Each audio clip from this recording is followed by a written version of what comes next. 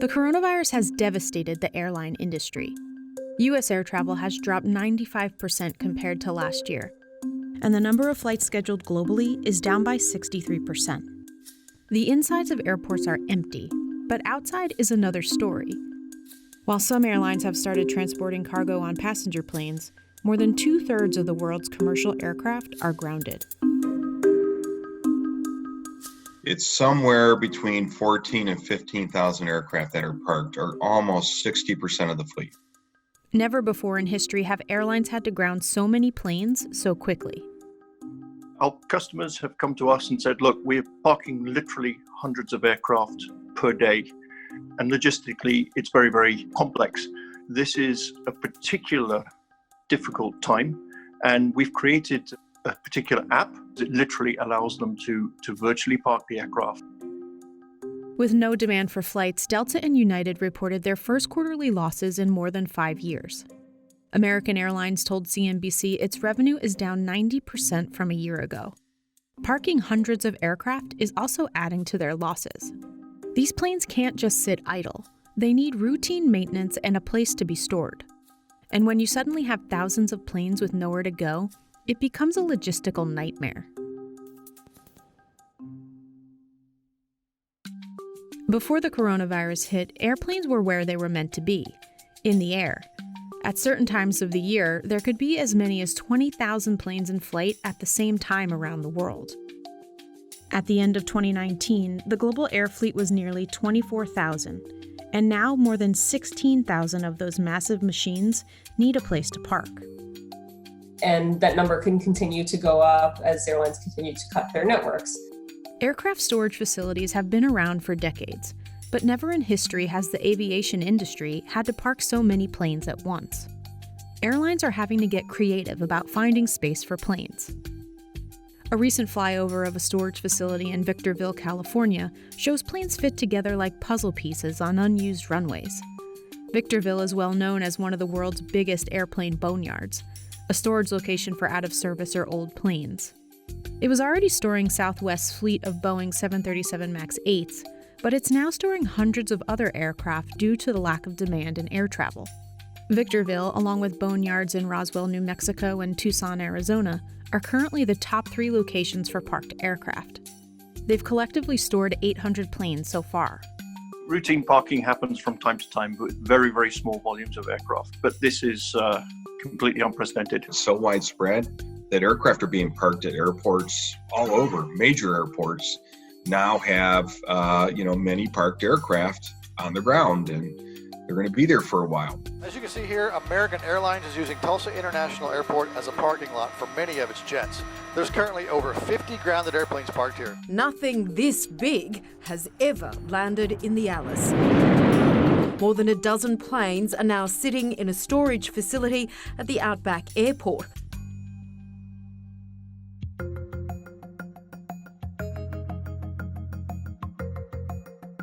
Aircraft range in size.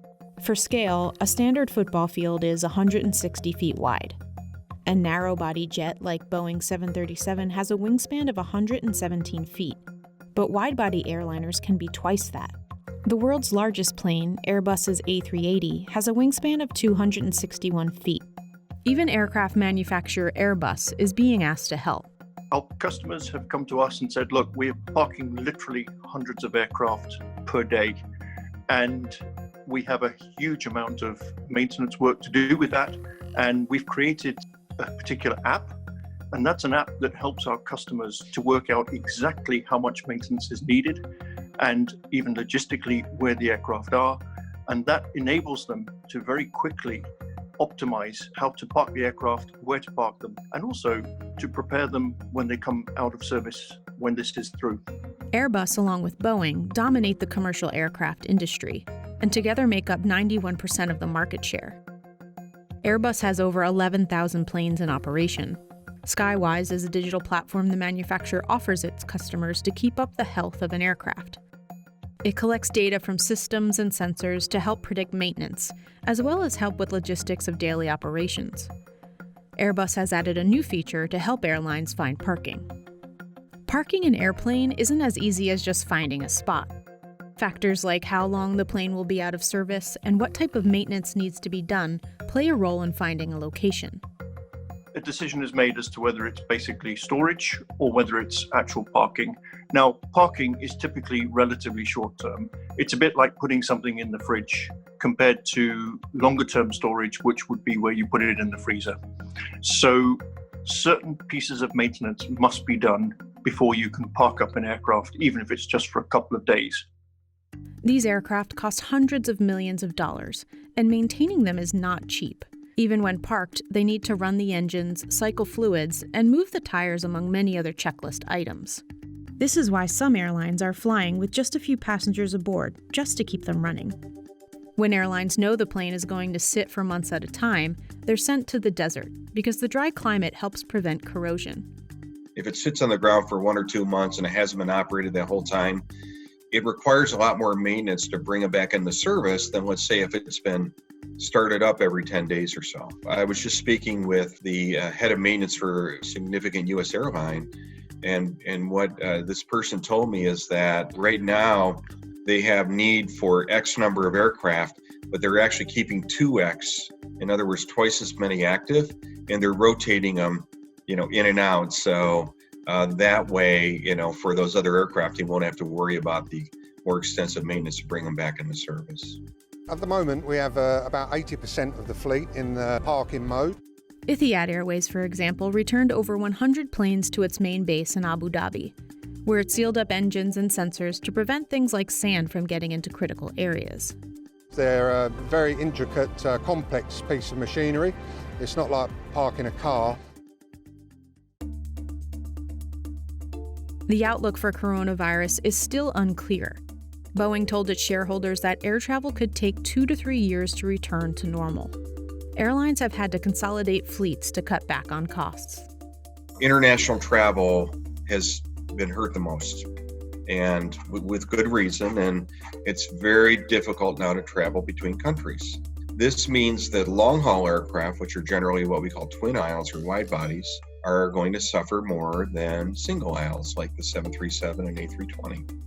The A380, the big double-decker that Airbus launched, a little bit over a decade ago, every one of those is on the ground. 100% of the A380s are parked today. The larger it is and the older it is, the more it suffers. So when you down gauge, you're going to go to the smallest aircraft, the most economical aircraft. Airlines before coronavirus were doing great. They had the highest employment levels in the United States, at least in 17 years. They were hiring like crazy, pilots, flight attendants, expecting this big rush in travel to continue. And we've seen it over the last decade. They had a decade of profitability, and now they're going to be posting the first losses in years. Airlines have seen incredible losses, and analysts don't expect that to stop anytime soon. Like many businesses, large and small, they are in survival mode and looking for ways to conserve cash. Lack of demand could lead to canceling or deferring future orders from manufacturers. Airbus and Boeing have already cut back on production, and both companies are planning to slash jobs.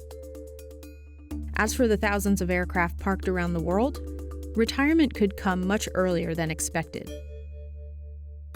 One thing to understand is that before this crisis hit, airlines couldn't get these planes fast enough. One of their biggest complaints was that aircraft were delayed, so the market for aircraft was very high. Airbus and Boeing, which dominate aircraft production, had been sold out of some of their best sellers through pretty much the middle of the decade, so it was even hard to get a slot. We're going to see that kind of reverse, and you'll see some cancellations, you'll see deferrals, and you'll see that market sort of loosen up. But some airlines, because fuel is such a big cost, they do want the more fuel-efficient aircraft going forward, but the timing of when they get those planes, that's going to change. It'll all depend on when demand comes back. 6,000 of these are 15 years or older. 4,000 of these are, 20 years or more. And so they're already approaching retirement age. And we're in a situation now where we have thousands of excess aircraft. So if you're an airline and you're deciding what aircraft you're going to keep around, you don't want to spend millions of dollars on maintenance to keep your older aircraft around for them to fly into next year. So the impact here is dramatic. There is no timeline for when the world will return back to normal. So for now, much of these aircraft will sit waiting for the return to normalcy like the rest of us.